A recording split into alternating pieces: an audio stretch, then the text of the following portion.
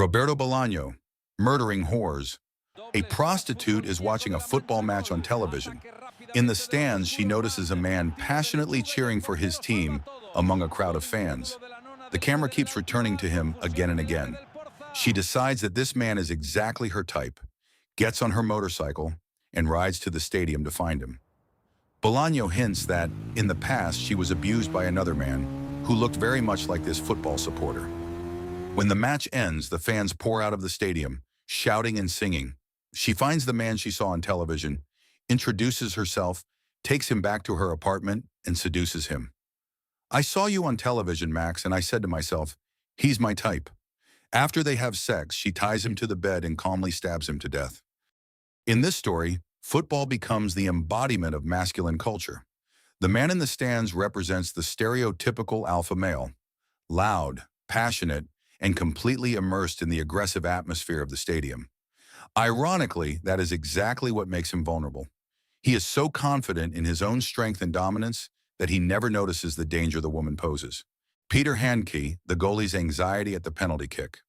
The protagonist is Josef Block, a former goalkeeper who loses his job.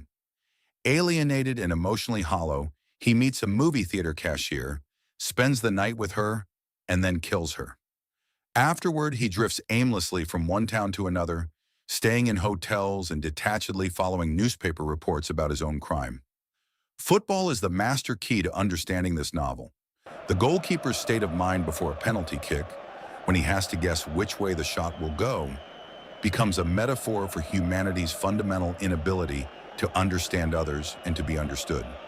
If he knows the kicker, he knows which corner he usually goes for. But maybe the kicker's also counting on the goalie's figuring this out. So the goalie goes on figuring that just today, the ball might go into the other corner.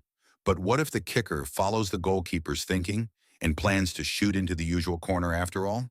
And so on and so on. A single misinterpretation can end in a goal, a catastrophe, or, in Block's case, murder. The penalty kick becomes a model of human consciousness and our perception of reality. And the goalkeeper becomes a model of a person condemned to remain unnoticed by everyone around him. Usually you don't notice him until the ball has been shot at the goal. Thanks for watching. Subscribe if you enjoyed it.